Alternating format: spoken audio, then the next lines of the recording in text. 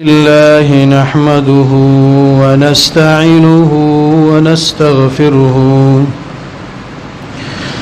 ونعوذ بالله من شرور أنفسنا ومن سيئات أعمالنا من يهده الله فلا مضل له ومن يضلل فلا هادي له وأشهد أن لا إله إلا الله وحده لا شريك له وأشهد أن محمدا عبده ورسوله أما بعد فأعوذ بالله من الشيطان الرجيم بسم الله الرحمن الرحيم كتاب أنزلناه إليك مبارك ليدبروا آياته وليتذكر أولو الألباب قدرمنو عزتمندو مسلمانانو رونو د الله ډیر شکر ادا کوو په دې باندې چې الله عزوجل مونږ او تاسو یو ځل بیا په یو نیک او مبارک او د خیر او د برکت نه په ډک مجلس کې شریک کړو او یو ځای کړو ملاقاتم نصیب شو سره یو بل ولیدل او د الله بندگی او د الله عبادت او د هغه د کتاب صحیحه هغه مونږ او تاسو واوریدل تاسو ډیر خوش قسمت خلک یې چې الله عزوجل تاسو له د قران عظیم الشان د ترجمه او د تفسیر د ختم مقام درکړه دا غي نرسته د تراو د ختم مقام الله تاسو له درکړه تاسو په تفسیر او ترجمه باندې قرآن ختم کو په قیام الليل کې تاسو قرآن ختم دا عظیم سعادت ته ډېر لوی خوشحالي ده او دا عظیم نعمت ته د الله عزوجل باید دې نعمت مونږ او تاسو قدردانی وکړو د الله دې نعمت مونږ او تاسو شکر ادا کړو الله عزوجل دې دغه عظیم عبادت چې مونږ او تاسو په رمضان کې تر سره کړو د قران اوریدل د قران ویل قیام الليل روزي صدقات بدنی او مالی عبادتونه الله دې ټول په خپل علی دربار کې قبول کړي او الله عزوجل دې زمونږ او تاسو ګناهونه معاف کړي الله عزوجل دې رمضان مونږ او تاسو باندې په داسې حالت کې تیر کړي چې الله عزوجل مونږ او تاسو د جهنم د اور نه آزاد کړیو د جنت فردوس مستحقین ګرځولي زما ورونو قرآن عظیم الشان د الله اغلوی نعمت ته چې الله دې محمدي امت ته ورکړي دي دا سه بل عظیم نعمت الله بل نه دی ورکړي نعمت څه ته وایي زما ورونو نعمت خیر ته وایي فائدې او ګټه ته وایي چې انسان ته ورسیږي منګ او تاسو انسانانو ته د الله عزوجل ډېری ګټه او فائدې او ډېر خیرات او ډېر برکات تر رسیدلې دي ورسیږي خود قرآن عظیم الشان پشان ته لوی نعمت او لوی خیر دی امت ته الله نه دی ورکړي دا ډېر لوی خیر دی لوی نعمت دی مالم نعمت دی یو خیر دی ګټه او فائدہ ده اولادم نعمت ته کور او ګارم نعمت ته ول قرآن هغه نعمت ته چې انسان ته په کامله کامیابی نصیبي کامله کامیابی د اخرت کامیابی د زمارونو او د اخرت کامیابی په قرآن باندې ملاويږي دا قرآن زکه عظیم نعمت ته چې دی قرآن کې منګ او تاسو ته د عقیدې درسونه دي قرآن منګ او تاسو ته عقیده راخی قرآن منګ او تاسو ته عمل راخی قرآن منګ او تاسو ته آداب او اخلاق راخی قرآن منګ او تاسو ته سیاست او د ملک اداره کول د کور کلی اداره کول دره ترخی قران منګو تاسو ته د مور او پلار او د گاونډانو حقوق راخی قران منګو تاسو ته د مسلمان حقوق راخی د انسان حقوق راخی حتی کې د حیوانات حقوق راخی قران هغه کتاب دی چې زمنګ او تاسو د پاره د دنیا او د آخرت مکمل سعادت او مکمل خوشحالي الله عزوجل په دې قران کې خودلې ده زمارونو قران هغه نعمت دی چې يهودو په دې باندې حسد کو حسد غبطاو پس خیدل به ورپسې یو روایت کې راځي یو يهودي عمر رضی الله تعالی عنہ ته فرمایل بعضی روایتو کې راځي چې دا يهودي کعب الاحبار او هغه وخت کې ایمان نو راوړل وای عمر رضی الله ته فرمایل ويا امير المؤمنين آية في كتابكم تقرؤونها لو علينا معشر اليهود نزلت لاتخذنا ذلك اليوم عيدا امير المؤمنين یو آیت په قران کې تاسو لولئ خو کدا په من يهودو باندې نازل شوی من بعد دغه ورځ نه د اختر ورځ جوړه کړو هغه لکه آیت بدايه اليوم اكملت لكم دينكم واتممت عليكم نعمتي ورضيت لكم الاسلام دينا نو عمر رضی الله عنه ورته ویل چې دا آیت مونږ ته پته ده چې دا په کوم وخت کې نازل شوی دی او په کوم ځای کې نازل شوی دی دا د جمعې ورځ باندې د عرفات په میدان باندې رسول الله صلی الله علیه وسلم ولاړو د آیت په الله نازل نو زموږ قرآن هغه لوی نعمت ته چې دې مساوي نشته دې نعمت باید قدر وکړو دویم زموږ قرآن هغه کتاب دی چې زمونږ استادو د قسمه قسم د فتنو علاج دی پکې د فتنو نه د بچاو ذریعہ او سبب دی یو اثر کې راغلي دی علی رضی الله عنه نقل لی بعض علماء دا روایت مرفوع نقل کړی دی وی رسول الله صلی الله علیه وسلم ما تاسو وی رسول الله صلی الله علیه وسلم فرمایل ستكون فتن فتنه بشروع شي دی امت کې فتنه وما ورته ویلي فمل مخرج منها يا رسول الله اذا الله رسوله د دې فتنو به موږ او تاسو موږ به څنګه بچ کیږو ورته ویل چې کتاب الله د الله په کتاب به تاسو بچ کیږئ نو قران عظیم الشان باندې ځان په کول قران خپل سینې ته نږدې کول او قران په خپل ژوند کې عملي کول دا د فتنو نه د بچاو ذریعہ او سبب دی که قران منګه پرې خو د قران نم اعتراض وک الله دې نه کوي بیا د فتنو ښکار کیږي هم د شهوات او د خواهشات او فتنې دي زمارونو هم د شبهات او فتنې دي دین کې خلک شکین کوي قیامت کې خلک شکین کوي په خپل مذهب او په خپل دین کې خلک شکین کوي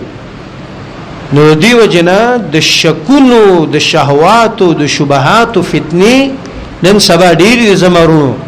دا غینه د نجات ذریعہ قران دی دریم زمرونو قران د عزت کتاب دی که څوک غواړي چې مال الله عزوجل په دنیا او آخرت کې عزت راکړي نغه د قران خپل کی قران د عزت کتاب دی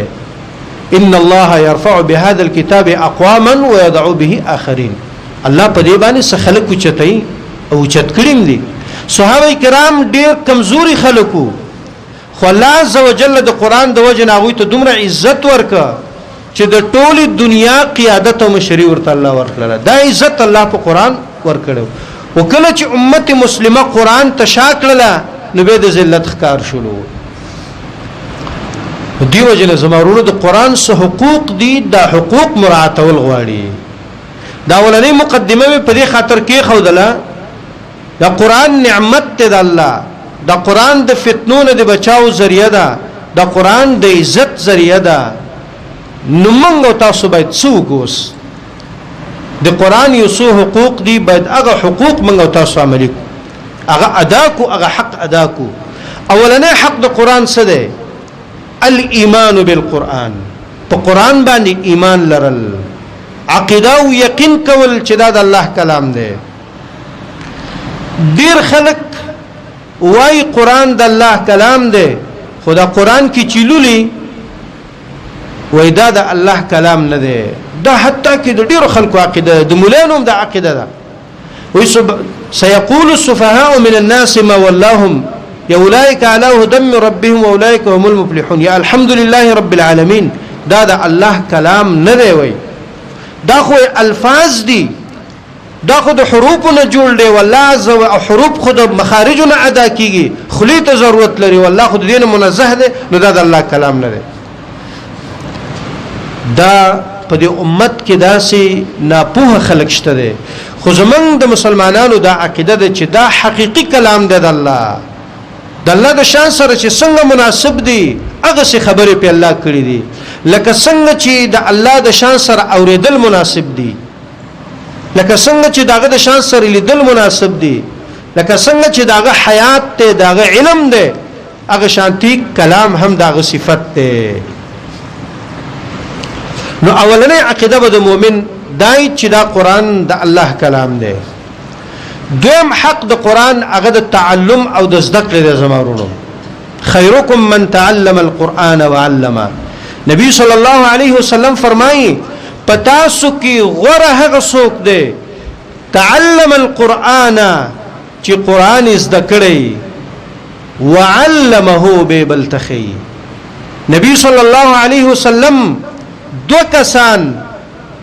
د ټول انسانیت او د بشریت غوره کسان منغو تاسو ته معرفي کړل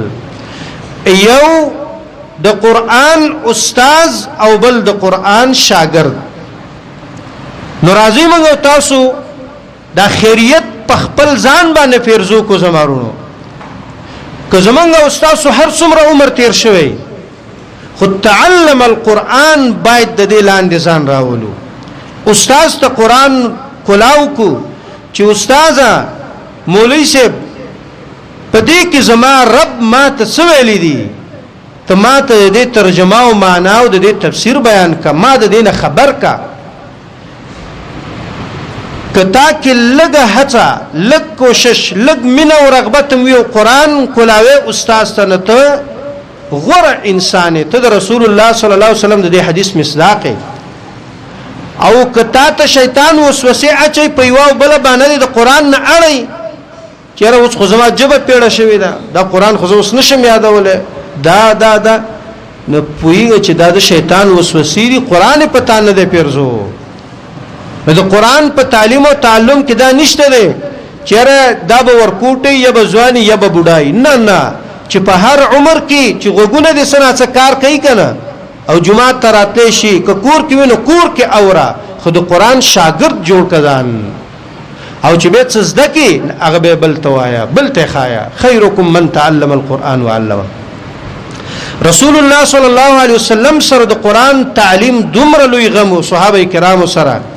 چې رسول الله صلی الله علیه وسلم د قران د تعلیم د پاره د دویمه عقبې د بیعت نرسته مصعب ابن عمر او ابن ام مکتوم رضی الله تعالی عنهما ولګل دواړه مدینه ته چې د مدینه خلکو ته قران وخایي د قران اولنی استادان په مدینه کې مصعب ابن عمر او ابن ام مکتوم رضی الله تعالی عنهما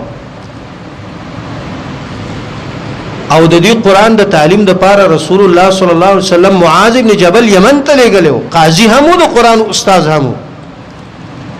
او عمرو ابن حرام رضی الله تعالی عمرو ابن حزم رضی الله تعالی عنه نبی صلی الله علیه وسلم نجران ته لګلو ابو درداء رضی الله تعالی عنہ په دمشق په جامع جمعات کې ناستو محراب کې او حلقې به لګولې لس کسانو به یو حلقه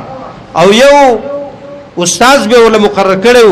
چې چاته به مشکل لاګي د خپل استاد نه به تاسو کو چې هغه ته به مشکل لاګي نه به ابو درداء رضی الله ترال د ټول حلقې داسې په دستورګو باندې سارلې هغه سره د قران د تعلم ډیر لوی غمو نو د قران ولنه حق په تعلم کې څه د ناظره زده کول دویم حق دی چې د قران حفظ او یادول او دریم حق دی چې دی په معنا او په تفسیر او په ترجمه ځان پوها کول حفظ د قران دا عظیمه سرمایه ده زمال رونو لوی نعمت ده الله نبی صلی الله علیه وسلم فرمایي یقال لصاحب القران اقرا ورتقي دي حدیث کې لږ سوچ کوو لږ فکر وکړي قاری د قران ته قیامت کې ویل شي اقرا مرشد الترش اقرا ورتقي اے د قران حامله اے د قران حافظ او قاری اقرا قران لنا ورتقي او د جنت په درجو کې برخېجا د دې وجنا علما وایي چې د جنت څومره درجې دي څومره وای د قران د آیتونو په مقدار باندې د جنت درجې دي شپږ زره نزیاته وای فإن منزلك عند آخر آیت تقرأها اې د قران قاری استا ټکونا او استا بنگله په جنت کې واغځي چې کله ته اخرنه قاری اخرنه آیت ولولې او ورته وای چې ورتل په دمه دمه وایا جلتی په کې مکوا اخرنه آیت چې ته ختم کې استا بنگله په جنت کې مغځي الله سلعه او مبيعه او سودا منغو تاسو ته راو خود او قیمت هم راو خود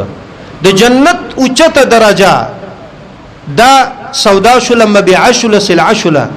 دا په سبانه منغه اخلو پسې الله را کوي اغه قیمت هم راو خود چې اغه د قران حفظ ده د قران یادول دي او قران باندې عمل کول دي نو زمورونو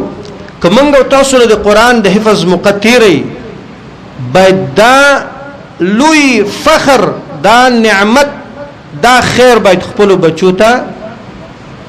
خپل بچو باندې پیرزو خپل بچو باندې باید دا قران یاد د قران حافظانی جوړ د جنت دا درجه زمارونه یوازې د قران په حفظ نه حاصلېږي چې ترسو پوری په قران باندې عمل نه کړي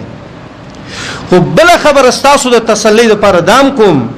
چې دا نبی صلی الله علیه وسلم د قران حافظ او یا عالم ته دا یو امتیاز ورکړی دی خو دغه درجات په نورو عملونو حاصلېږي د قران حفظ یو سبب دی دغه درجاتو خدا نه ده چې د قران د جنت د درجه دا یوازې حافظ د پاره دی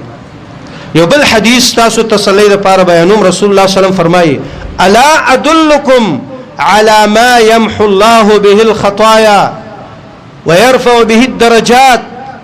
ايت تاسو تدس عمل نخم رسول الله صلی الله علیه وسلم فرمایي چې الله عزوجل پاغه باندې ګناهونه بخي او درجه په جنت کې د انسان اوچتای صحابه ورته ویل نه یا رسول الله ورته فرمایي اسباغ الوضوء على المكاره او دس پورا او خسته کول کله چې درته تکلیف په سخته یخنۍ کې یا د بدن ته تکلیف وي خو به هم ته پورا او دس کې بل کثرت الخطا الى المساجد جمعتونو ته ډیر قدمونه اغستل بل انتظار الصلاه بعد الصلاه یوم چې کې د بل منځ انتظار کول دې درې کارونه باندې پورا او دس کول جمعه ته ډیر قدمونه اخیستل او انتظار د بل مانځ کول دا هغه عملونه دي چې الله په انسان ګناه رجعي او انسان ته په الله په جنت کې درجات اوچتي ام حارثه رضی الله تعالی عنها د زوی حارثه په بدر کې شهید شوه د رسول الله صلی الله علیه وسلم تراله ورته یا رسول الله زما د زوی د حارثه حال نه خبر کا که په جنت کې خو صبر به وکم خو که په جنت کې نه چې زه نور مجاړم ورته وی نه جنان ام حارثه یو جنت نه ده انها جنان ډیر جنتونه دي وان ابنك اصاب الفردوس الاعلى استاذي حارثه په جنتونو کې غوړه جنت الله بوله دي چې هغه جنت فردوس ته نو په جنت کې درجات دي په جهنم کې درکات دي درجات بری درکات خکته الله دې موږ تاسو د جهنم نه وساتي او الله دې موږ تاسو د جنت درجه نصیب نو خبره به دا کول زمارونو چې د قران موږ تاسو باندې دویم حق د تعلم او د زده کړې دی دریم حق د قران د تدبر او د سوچ او فکر کول دی زمارونو چې قران زده کې پناظره دی وو حفظ دی کو یا د داسې پناظره وو به دی ول معنا زده کړه ترجمه دی ول زده کړه په تفسیر دی ول سره ځان پوهه ک نو به په کې تدبر او سوچ کې تدبر او سوچ قران چلولې نداسه به نلولې لکه یو اخبار یو کتاب چې ته مطالعه کې قران چې تکله کولاوي نو اول نه بدا اراده وکي چې دا زه د خپل رب د هغه رب چې هغه ډیر اکبر ذات ته د دې ټولو کائناتو نه لوی دی او ډیر عظیم ذات ته قدرت لوی دی شان لوی دی رحمت لوی دی د ډیر یو عظیم ذات کلام زلولم او په دې هر حرف ما تعالی لسنه کوي را کوي او دا کلام زما د ظاهري او باطینی بیمارینو علاج دی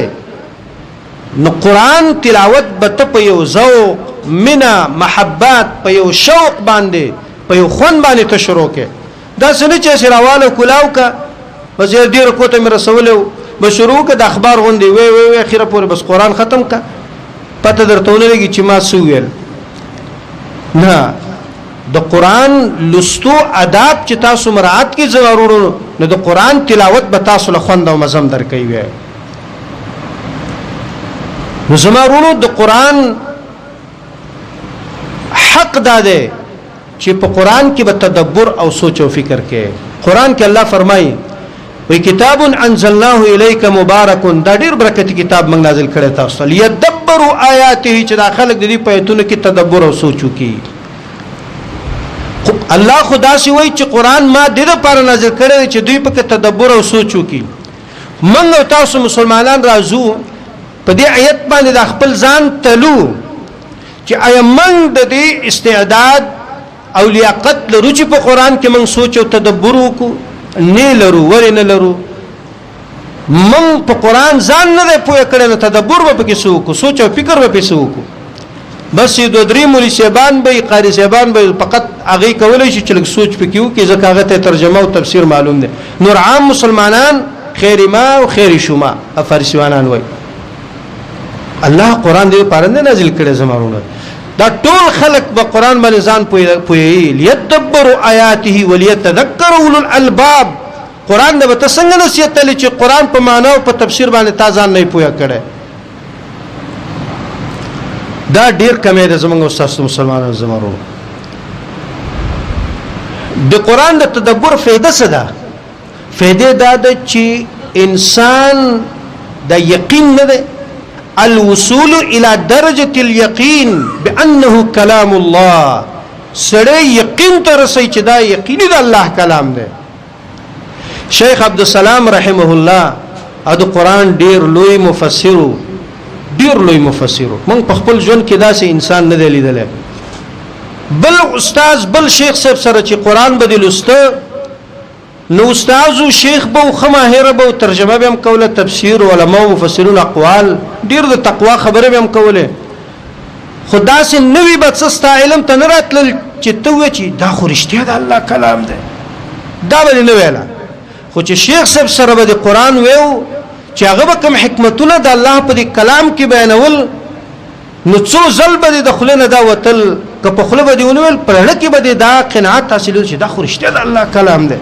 دا خو رښتیا د الله کلام دی موږ یو کال سره بډبیره کې درس کوي یو مولوی صاحب راغلی د بل ځنا غزنه یادم ام لوی مرکز د قران نو دلته شیخ صاحب سره چې درس وکړو ماته ته پوسو کومل پلانکې مولوی صاحب څنګه چللې د شیخ صاحب درس څنګه دی هاوي قسم یو که زه اوس پوه شم چې دا د الله کلام دی دا خو رښتیا د الله کلام دی دا دومره د حکمتونو نډک موږ ته نه خبر نو مقصد دا زمارونو تدبر فائدہ څه د قران کې تدبر چې د سړی دا یقین راشي چې دا د الله کلام دی شیخ الاسلام ابن قیم رحم الله فرمایي وليس شيء انفع للعبد في معاشه ومعاده د انسان د پاره پجن او د دنیا او د آخرت په زندګۍ کې د انسان د پاره بل فائدمن څه نشته ده من تدبر القرآن د قران د تدبرنا د قران د فکر او سوچ نه بل داسې فائدمن څه نشته ده که څو قران کې تدبر کوي سوچ او فکر کوي د انسان د پاره په دنیا او په آخرت کې ګټه او فائدہ لري دا تدبر او دا سوچ او فکر موږ تاسو څنګه کوو اول زمارونو اولنې شرط خدا دې چې سناسه د قران په معنا باندې موږ تاسو ځان پوهیو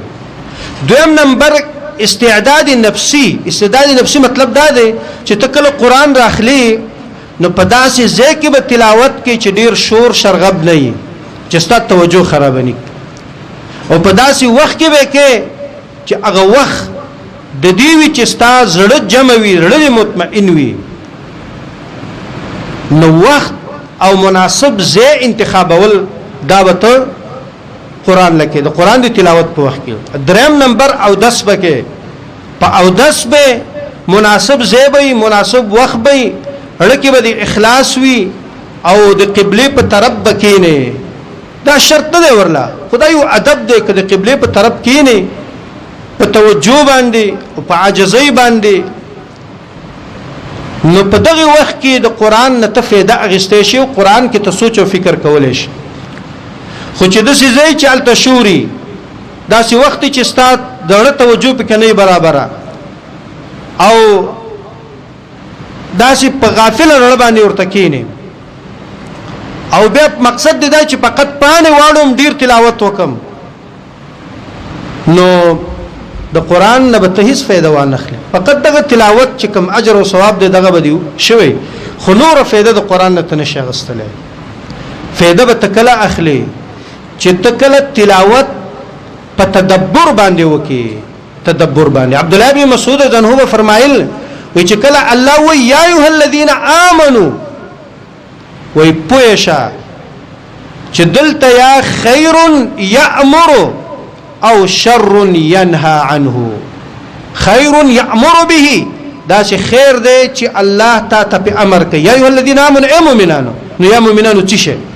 یا به خیر الله ذکر کوي چې دا وکي یا به الله شر ذکر کوي چې د رضان وساتي په دی وجه رسول الله سلام با عدد داو اذا مر بآیت رحمت سأل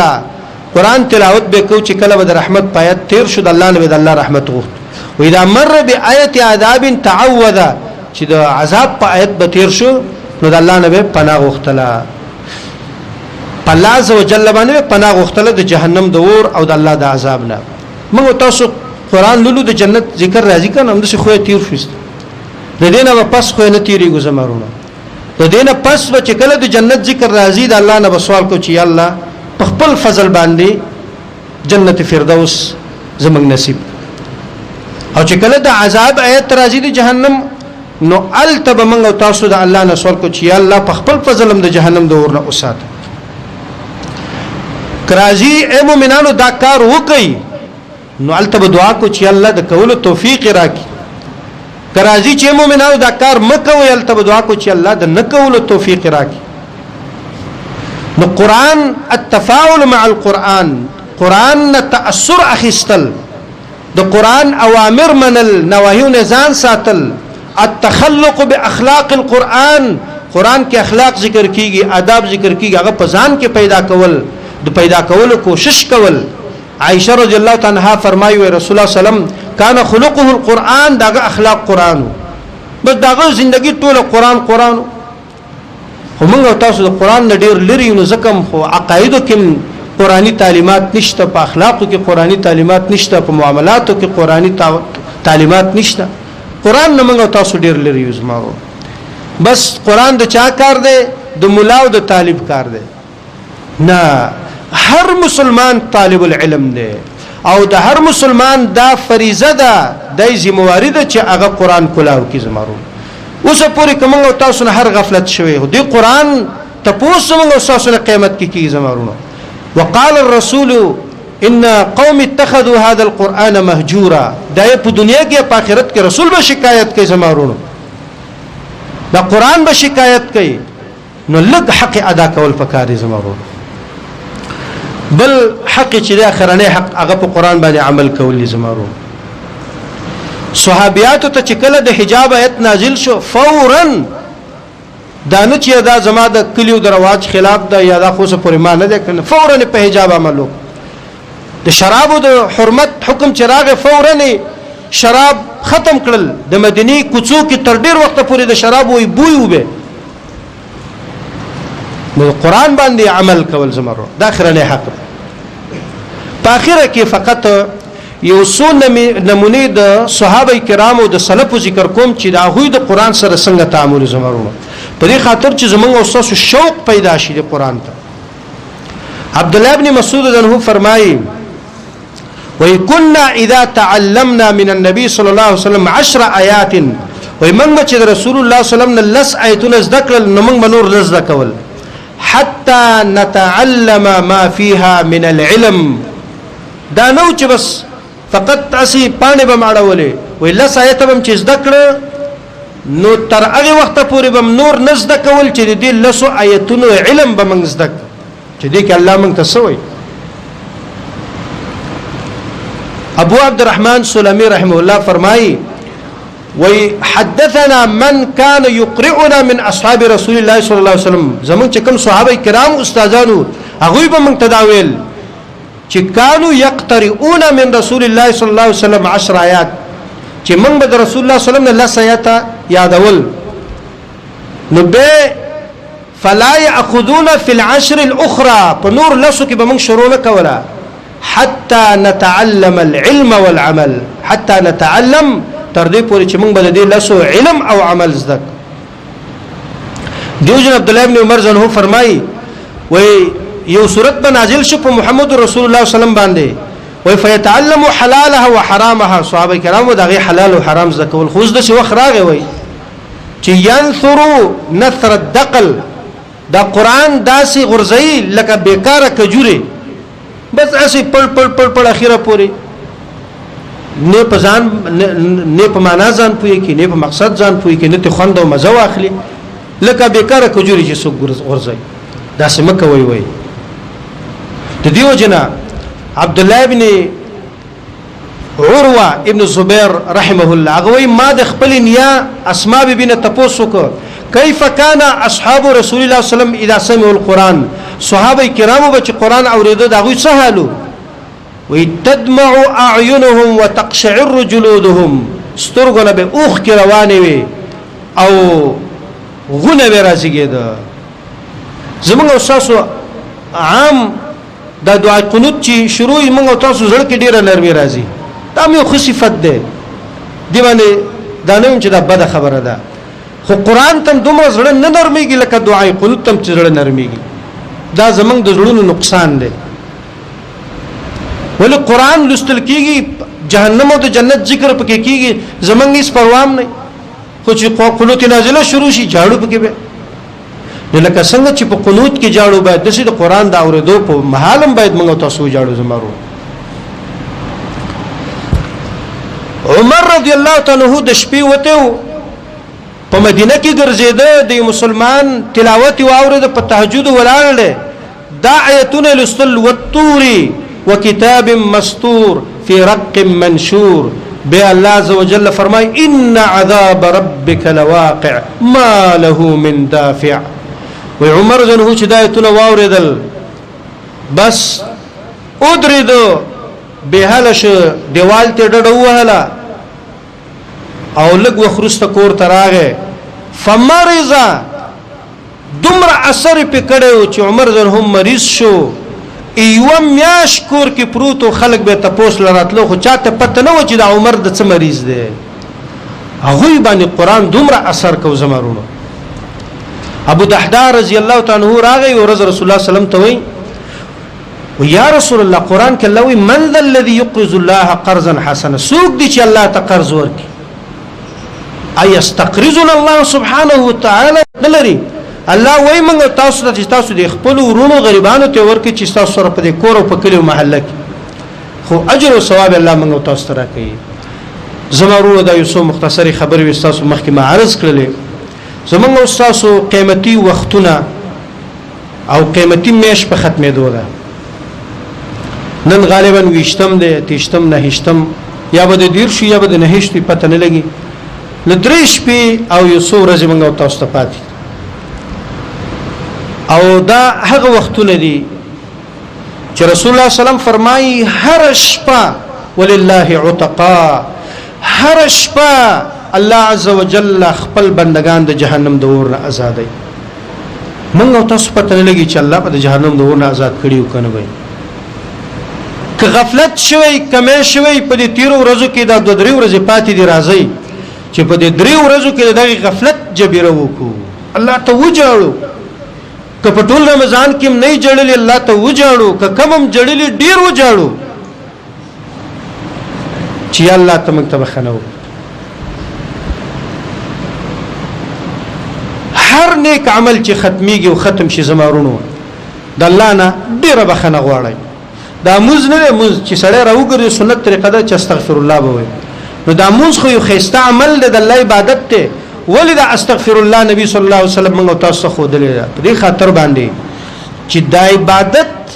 چې د الله لپاره کوم مناسب دی او لایق دی هغه څه موږ نشو کولای نو د استغفر الله مطلب دا دی چې الله په دې عبادت کې موږ نه کم کمې شوې داغي موږ ته بخشش او عفو نو رمضان په ختمېدو دی موږ تاسو په دې کې روزي ونیولې قیام الليل وکړو په دې کې عبادتونه وشو مالی او بدني عبادتونه نو په دې اخر کې ډېر ډېر استغفار د الله نه ډېر ډېر بخنه غواړي او ډېر ډېر دعاګانې کوي دا شهر الصيام دی د روزي میاش شهر القرآن دی د قرآن او شهر الدعاء ده د دعاګانو میاش باید موږ تاسو په دعاګانو ستړي نشو او زموږ د دعا د شي نه ده د دعا موږ تاسو ته د شي وختاري چې د خپل حاجت ته ضرورت هم د الله نه غواړو نو په دې به زمنګ ثواب او اجر کیږي یا باندې کیږي نه نبی رسول الله وی الدعاء هو العباده یا مخ العباده دعا د عبادت مغز ده په دې الله سخت خوشاليږي او زمنګ بعضی رونه هغه چې راشي د اذان نرسته د قران تلاوت به شروع کی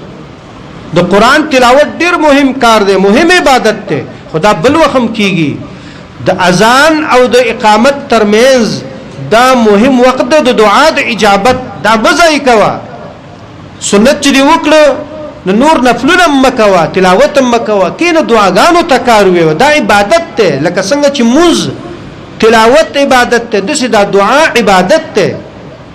دا څوک نشي ول چې ګوره زید تلاوت نه منع کړو مونږ وای چې دعا کوو د دعا عبادت ته کنه په عبادت درته امر کوم خدا دا سي زیاده د عبادت د خپل زیاده دا د دعا د قبل دو ټیم دی دا فرصت زموږ اساس نه اکثر ځای کیږي دې ته متوجي باید موږ تاسو اوسئ موږ تاسو کې دعا ماده ډیره کمه ده نهایت کم اڅ کله ضرورت شي په سرم در شکور کې مریضته شي تاوانو کې بل څه مسلې پس لاس پورته کو دعا وک موري شه موږ ته دعا وک یا نیک سړي لور شي موږ ته دعا وک نور دعا ته موږ د عبادت په نظر نه دی کتلې د دین وروسته زمارونو دا یو عظیم خیر دی چې الله تعالی ورکه دعا طرف ته توجه را وګرځي په دې مشرمېږي چې ورځ جمعه کې راس ماته وسو ګوري که زه دعا کوم نه دا عبادت ته د الله په موږ نه شرمېږي په دعا څنګه شرمېږي په دعا هم شرمېږي په منځ هم شرمېږي په تلاوت هم شرم دا ټول د الله لپاره کوه الله عز وجل زموږ استادو ګناهونه معاف کړي الله عز وجل دې زموږ استاد د عبادتونو په خپل دربار کې قبول کړي اللهم اجعل القرآن الكريم ربيع قلوبنا ونور صدورنا وجلاء همومنا وغمومنا يا رب العالمين اللهم ارزقنا تلاوة القرآن الكريم على الوجه الذي يرضيك يا رب العالمين اللهم ارزقنا تلاوة كتابك على الوجه الذي يرضيك عنا يا رب العالمين ربنا فاغفر لنا ذنوبنا وكفر عنا سيئاتنا وتوفنا مع الأبرار ربنا ظلمنا أنفسنا وإن لم تغفر لنا وترحمنا لنكونن من الخاسرين ربنا هب لنا من أزواجنا وذرياتنا قرة أعين واجعلنا للمتقين إماما ربنا اصرف عنا عذاب جهنم إن عذابها كان غراما اللهم إنا نعوذ بك من الهم والحزن والعجز والكسل والجبن والبخل وضلع الدين وقهر الرجال اللهم إنا نعوذ بك من جهد البلاء ودرك الشقاء وسوء القضاء وشماتة الأعداء اللهم إنا نعوذ بك من علم لا ينفع ومن قلب لا يخشع ومن نفس لا تشبع اللهم إنا نسألك الهدى والتقى والعفاف والغنى اللهم إنا نسألك من الخير كله عاجله وأجله ما علمنا منه ما لم نعلم ونعوذ بك من الشر كله عاجله وأجله ما علمنا منه ما لم نعلم اللهم إنا نسألك من خير ما سألك عبدك ونبيك محمد صلى الله عليه وسلم ونعوذ بك من شر ما عاذ منه عبدك ونبيك اللهم إنا نسألك الجنة وما قرب إليها من قول وعمل ونعوذ بك من النار وما قرب إليها من قول وعمل. اللهم إنا نسألك حسن الختام، اللهم إنا نسألك حسن الخاتمة، اللهم إنا نسألك حسن الخاتمة. اللهم ارزقنا توبة نسوها قبل الموت، اللهم ارزقنا توبة نسوها قبل الموت، اللهم ارزقنا توبة نسوها قبل الموت. يا مقلب القلوب ثبت قلوبنا على طاعتك، يا مقلب القلوب ثبت قلوبنا على طاعتك. ربنا تقبل صيامنا وقيامنا، ربنا تقبل صيامنا وقيامنا، ربنا تقبل منا إنك أنت السميع العليم وتب علينا إنك أنت التواب الرحيم. جزاكم الله.